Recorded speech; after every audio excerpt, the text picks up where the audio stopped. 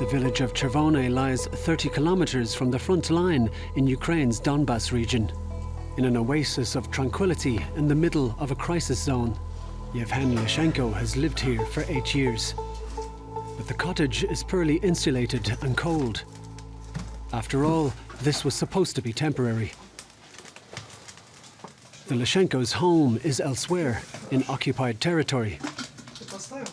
Yevhen Lishenko was a Protestant pastor. When pro-Russian separatists appeared, he did not hide his pro-Ukrainian views. In his sermons, he often said that he would gladly give a free ticket to Russia to anyone who didn't support Ukraine. You could be shot for saying things like that at the time.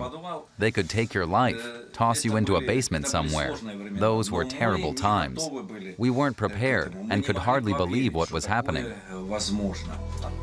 The Lishenkos got the warning in time. They were able to flee and have been living here in Chivonne ever since.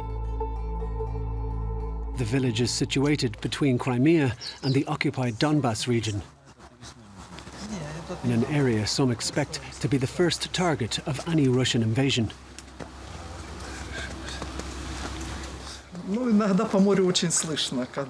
Sometimes you hear the war. When there's fighting, you hear the noise across the sea. But after what we experienced, there's no escaping the subject of war. The entire country is at risk of attack, not just here.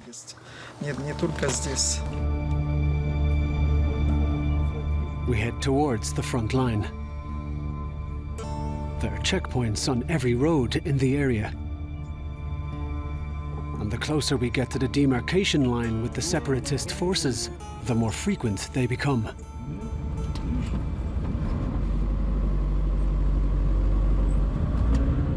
A ceasefire has been in place since 2015. The front line has not shifted, but the fighting continues.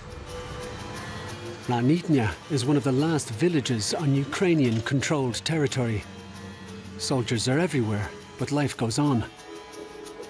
Locals have been following the build-up of Russian troops on the border very closely. The situation is terrifying. We're scared, really scared. We're not so young anymore.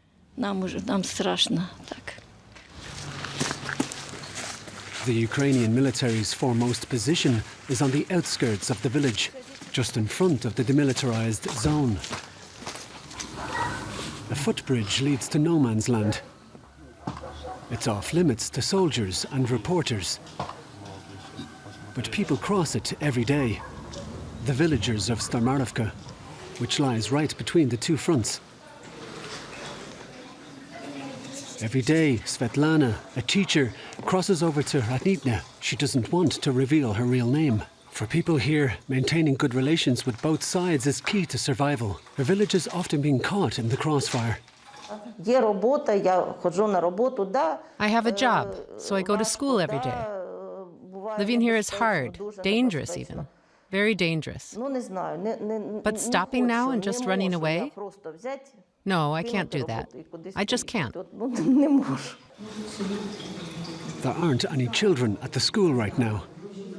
But that's not due to the fighting, but because of coronavirus measures.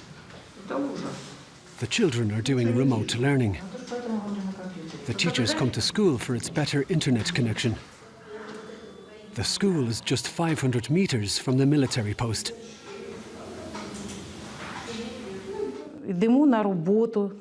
We go to work every day and the children normally go to school. But we never know what's going to happen in 5 or 10 minutes or the next night. We're always nervous, always scared.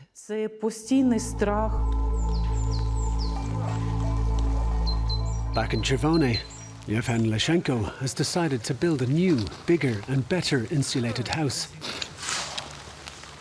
He wants to live there with his children and grandchildren.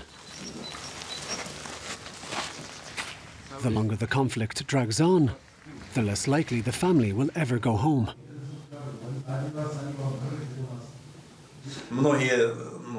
Lots of people can't decide what to do, but we've decided to build.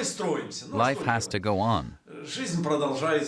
Even though Russian troops might one day stand on his doorstep here too, he doesn't believe he'll have to flee again.